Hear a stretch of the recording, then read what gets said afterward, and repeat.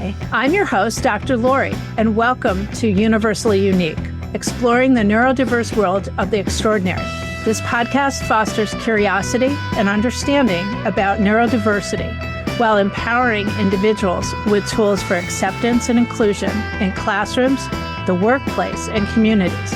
Featuring shared stories of neurodiverse life experiences, it sheds light on navigating a world not designed for diversity. Universally Unique starts now.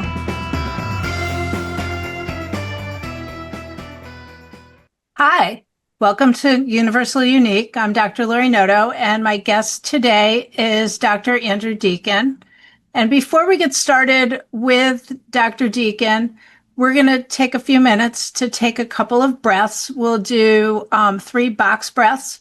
So we're going to breathe in for 4, hold for 4, exhale for 4, hold for 4, and repeat. So I'll cue that a little bit, and then we'll just get going. So breathe in, 3, 2, 1, hold, 3, 2, 1, breathe out, 3, 2, 1, hold, 3, 2, 1, breathe in, 3, 2, 1, hold, 3, 2, 1, breathe out, 3, 2, 1, hold, 3, 2, 1, breathe in, 3, 2, 1, hold, 3, 2, 1, breathe out, 3, 2, 1, hold, 3, 2, 1, and we're finished. Just a few breaths, kind of get us all focused. So, Dr. Deacon, I hope you don't mind if I call you Andrew. Please. Okay. So the reason that I've invited you to visit with us today is I thought that you could tell us a bit about your journey as an individual who is neurodiverse. And if I am not mistaken, you sort of discovered this at a later point in time. So if you would give us maybe a little idea of your journey, maybe a little information about how school and learning and some things were before you learned about your neurodiversity and how things have been after that. Great. Well, first and foremost, thank you so much for inviting me, to be part of the podcast. I've listened to the first 2 episodes, and I'll be honest, that was on intent. I didn't want to be swayed in any particular way by other individuals that you have interviewed. So after this recording, I'll be sure to go back and listen to all of the other episodes to hear what other folks had to say. And I did that because I really wanted this to be authentic, genuine. I didn't want to be impacted by anything others have said. So hopefully through my responses, there will be some connections to what others have said. But I'm so thrilled to be here and to share my story, which actually hasn't always been the easiest to share. And now I'm sharing it with the world. So how very exciting. We appreciate that. Yeah, and to get to a place. And I was just a part of a research study a few weeks ago where I was asked to speak about my lived identity as a school leader who happens to be LGBTQ. And I see that talking about my neurodiversity is just another piece of that. So it's really coming full circle for me. So I appreciate these opportunities to talk about where I've been. So growing up, both discovering that I was a gay man, but also struggling with anxiety and depression,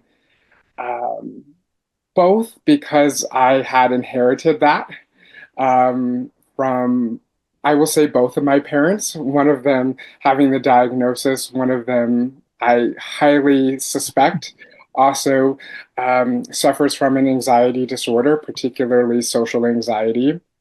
So having that background coupled with the challenges of growing up gay in a rather rural area of Connecticut, and not really having labels at that particular time, going through school in the 90s, not being able to put my thumb on exactly what it was that I was experiencing, really, as you can imagine, made processing uh, different events, experiences from my life rather challenging. Um, and coupled with all of that, as a youngster, I would say I was probably early teens, if not 12 years old, when I was diagnosed with anxiety, depression, but also with obsessive compulsive disorder as well. And I really think a lot of that was a mask. If Hmm. I was perfect, right? If I showed the world that my work was perfect, that I put in 110% into everything I did, that maybe my difference in being a gay man with, now I've come to know also, anxiety, depression, maybe could have been masked to the world, right? Um, and then later on, discovering just a few years ago, I would say about 5 years ago in my mid 30s, that I also have ADHD. So that was quite a revealing diagnosis to get as well. Um, when I thought I knew exactly what was going on, but to learn that later in a most recent iteration of therapy was really quite something. And then I just wanted to share too that recently I've been reading this book by Judith Joseph, High Functioning, and she talks about what it means to have high functioning depression. And so I have given myself that self diagnosis of Yeah. having high functioning depression, and learning about the struggles that come with that as well. But it really, all the things that she speaks about really takes into compilation the anxiety disorder, the obsessive compulsive disorder, the depression, all of that really comes through in this high functioning disorder. So it's been quite a journey. I will say I never thought I would find myself in education, given that my experiences in education weren't always positive, as you can imagine, right? Of course. But it was the individuals, the adults, the adult relationships that I had in school that were really transformative and impactful for me. And if I could do that same in return for other students who struggle with different facets of their identity, and if I could be that champion for them, then I have done what my calling is here. Yeah, exactly. So I'm curious because you have several education degrees. You were actively teaching, and I believe at the time of your diagnosis of ADHD, you were working in an administrative role. So you met lots of children who had a variety of different learning needs and challenges. At one point, you even worked at a school where that was their primary focus. And you were never suspicious that maybe some of the things that were going on with them were things that were going on with you? No, that's a great question. And it's interesting to note that I didn't really have that introspection at that time. I didn't have that clarity. Um, it was always scary for me. It was scary to have to dive in and figure out who I was. At that point, first year of college, I was an out man, but I Mm-hmm. still struggled with internal homophobia for years. Being in social circles with other gay men was really challenging for me. So when I had to put the spotlight on myself, that was really hard to do. And I think that's why it was later in life where I really started to have the language to describe the multiple identities that I have and the complexities that come with each of those identities. So that's a really provocative question that you ask. I never really thought about that in terms of knowing myself. Uh, But I wonder now, being reflective, if I had known in a clearer sense, in a clearer way, of my multiple identities, would I have been a stronger, more impactful educator? Well, that, hindsight's always 2020. Right. And I think given given what I do know about your impact on education, I don't think that it would have gotten better, but it's still been quite strong. I think many people anticipate that if somebody has ADHD, that means that their focus is all over the place. They can't get anything done. How did you possibly get a doctorate? You have multiple degrees, multiple certifications. I'm anticipating that some of that OCD was probably what carried you through. Yeah, there was definitely some compensation going on there, absolutely. And I will say, though, there were times where, as much as I find myself to be a very organized person, um, there were times where I struggled to balance the competing priorities that I had in my life. And that is something I still struggle with today as a leader. I may not have the official title as an administrator at this particular point in my career. I've taken, I won't call it a step back, but a step forward in terms of really focusing in on my passions. And I'm sure we'll get to this at another point, so I won't belabor it now. But as an administrator, it was really, there were times where it was very challenging for me, given all of the balls that I had to keep juggling in the air and to prioritize what needed to get done in what particular order. And as a person who struggled with anxiety, I sometimes found it challenging to ask for help and support. There is this theory in educational leadership called distributed leadership, where the goal of a leader is to tap into the strengths of those within their organization and to really leverage those strengths, to tap into them. And I will say, as much as I believe in that theory and praise that theory, I'm not so sure that I was terribly ever good at it, being a distributed leadership. For example, if somebody took on a task and did something, but it came back to me and it wasn't done the way that I thought it should have been done, right? Even though it was perfectly fine, because it didn't have that OCD seal of approval on it, I would take it and maybe do it over or do it better. And I think that stems from, for example, growing up when my mother would have me make my bed, and then I would get home from school and I could tell she went back and did it when I was away because it wasn't up to her standards, right? So it's funny how we carry those traits, or we pick up those traits from our parents moving Yeah. forward. So, you know, it's it's um, it's about reflection, I would say, reflection and thinking about what could I have done better? What can I do better next time? Um, and just always trying to grow and evolve in both my personal and professional life.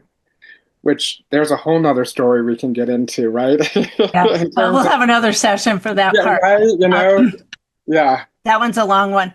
So during the course of all these variety of experiences, you kind of mentioned there were some educators who you saw as being terrific, and that kind of drove you towards the idea of being an educator. So were there particular people in your life at various points in time that you felt really were your cheerleaders that were helping you move forward? Oh, absolutely. I can, there are a handful of teachers in high school who just treated me with dignity and Mhm. respect and believed in me and fostered a strong relationship with me. And it's those same things, those same traits when I met new mentors, new educators throughout my life, throughout my undergraduate and my graduate uh, experiences. Those are the folks who had the most impact on me. Those who believe yes, they probably saw my neurodivergence and the struggles that those presented, but they capitalized on the strengths. Yeah. And they carried me through. Um, they they made me believe in myself, and with their encouragement, I persisted and achieved my goals and dreams. So, No, that's, I think unfortunately, as you well know, the relationships are like one of the key pieces for anyone's success in probably any area of life. And, when those are not there, outcomes are definitely not good. So it's good to hear that there were people early on who, even though no one really knew exactly all the things that were kind of going on with you, and you didn't know what was going on with you, but they saw something in you and kind of helped you thanks. move forward. And I would be remiss if I didn't point out the impact that you've had on my life, as my mentor, through my master's degree and earning my certification in elementary education, all the way through completing my doctoral degree. And I will say, I don't think I got anything past you. You nailed all of my diagnoses right off the bat. Well, I thank think you for embarrassing me. Ah! Okay. Um, I think one more, as I'm thinking about that, one more thing that I haven't mentioned, and the audience can probably hear this too, is that I have a hearing impairment as well, which also further complicated some of the learning rather growing up, and also made some friendships challenging and whatnot because folks maybe didn't understand. Um, what it meant to have both hearing challenges, but also all of these other identities as yeah. well. Well, and also perhaps not always telling people what you needed.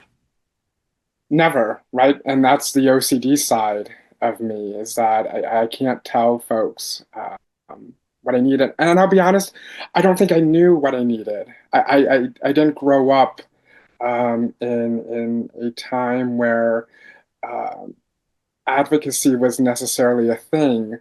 Or I think too, if looking back, I think I was always on the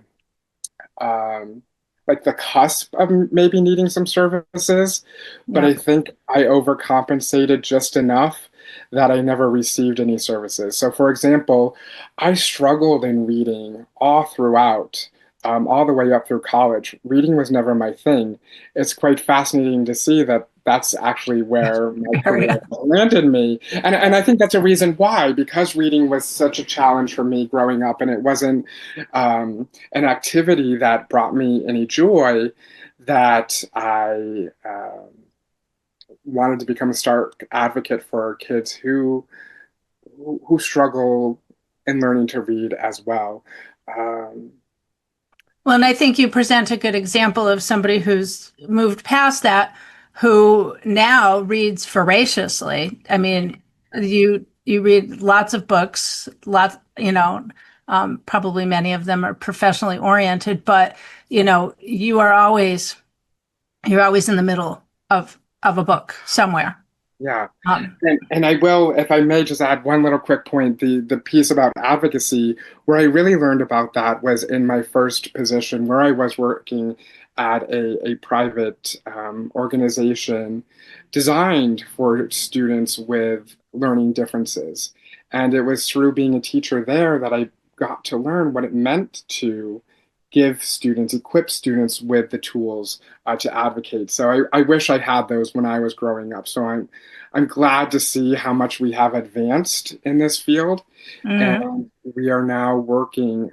I hope, and I think it's most places, right? We can always get better in public education, but I think we're doing a fine job of really starting to work with students to give them the language they need to be able to advocate for their needs. Yep. So one of the questions that I would like to ask you, which I think kind of parallels a bit with this, is where's your safe place? Where's your welcoming community? What places did you find that? That's a great question because I think that's still evolving in my life. I'm still trying to figure out that I have many safe spaces, right? Hmm. But what I've learned is that there are some friendships that remain a lifetime, and there Hmm. are others that come in your life when you need them, and they may transition out at times when you don't need them. So I'm trying to become more comfortable with that notion, that idea, than saying I have like a specific place because it has evolved. It has changed over my life. Are there moments where I wish I had that constant community? Absolutely. Do I think I have one? I do. For Yeah. example, our friendship, Yeah. and your continued mentorship, that's a community that's going to, or a relationship rather, that's going to span a lifetime. Um, Yeah. I'm not that easy to get rid of. and I'm thankful for that. Yeah. But that's exactly how I see it, is that I'm becoming more comfortable now with this notion that I may have this safe place right now in my life, but it may not be there in a year or two because my needs evolve, my needs change, and it may be that I need a different kind of safe community, Yeah. safe Well, I space. think recognizing what is a safe space as you outgrow maybe one, then you know what you're looking for in the next one. Which I think, as you describe students, I don't think that necessarily they always understand how to find those Absolutely. And this spots. is huge for me to say because all throughout my life growing up, it was about trying to fit in. Yeah. And I no longer have that need. And I think a lot of that comes with the realization of figuring out how, my complex identity, these multiple points, right? And just becoming more comfortable with myself. And if I dare say, more in love with myself. I wouldn't say that's always been there in my life, right? There's Yeah. because the world, and I don't want to sound doom and gloom, but we live in a heteronormative world where it's not necessarily okay to be who I am each and every Yeah. day. And yet, I'm at a place in a particularly challenging moment in America's history rather, where I do feel comfortable with who I am, and that's a point of pride. Yeah. And as it should be. So I have a guess about this, but tell me what you think your superpower is. Oh boy, my superpower. Ooh. Could also be your Achilles heel. It could be both. I really hope folks would say that my superpower is my deep empathy for others and the connections that I foster with folks when I meet them, and the relationships that I make with others. Knowing that I can hopefully provide someone with a safe space, should they need that. It's really about that human connection. That's what keeps me going as a Hmm. person, and I hope others see that as a superpower that I have.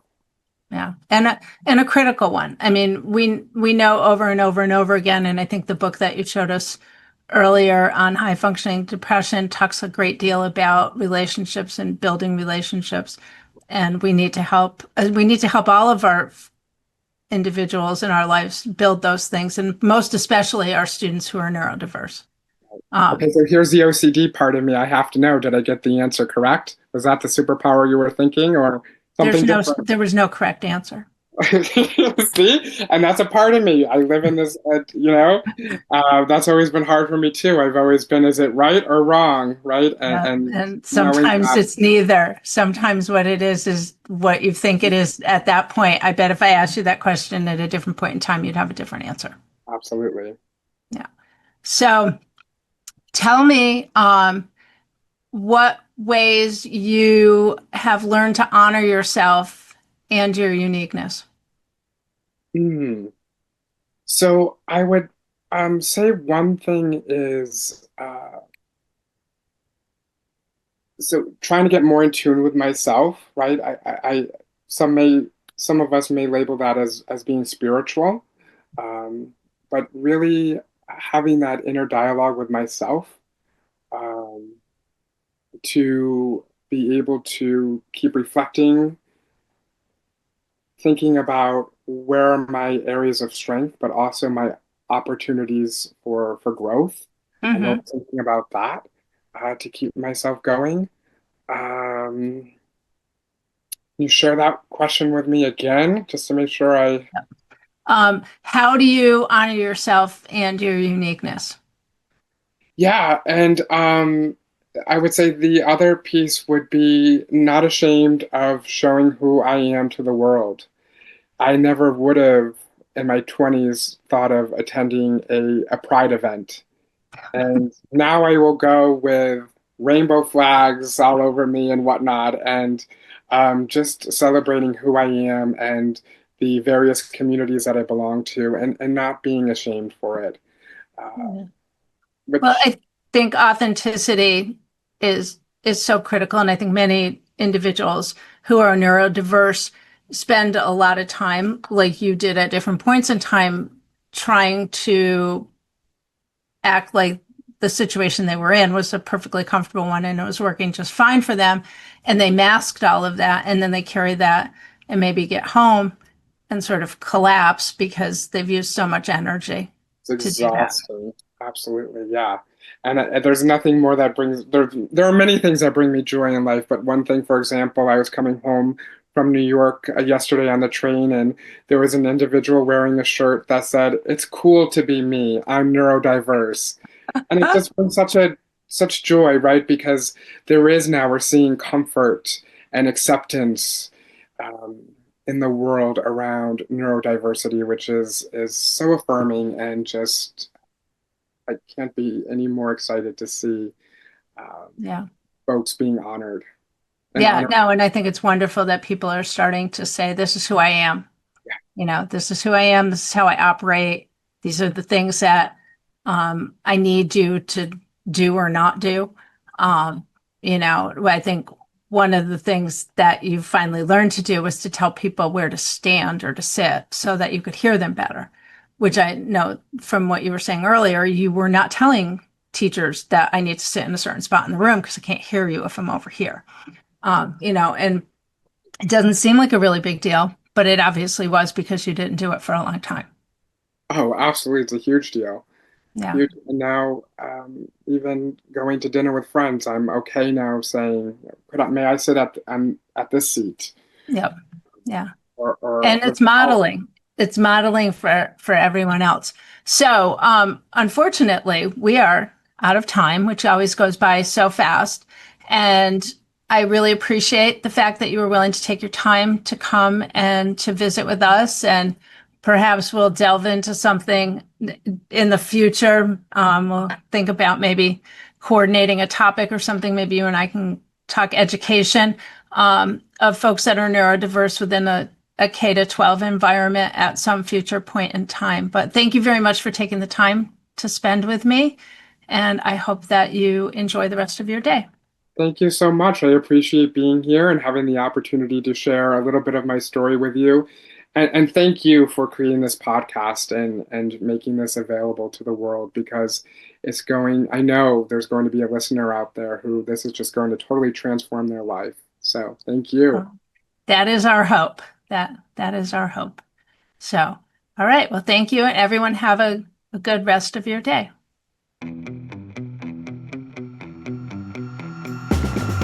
Thank you for listening to Universally Unique, exploring the neurodiverse world of the extraordinary. Join me, Dr. Lori, on Transformation Talk Radio every second and fourth Monday at 11:30 Pacific Time as we continue to explore navigating a world not designed for diversity.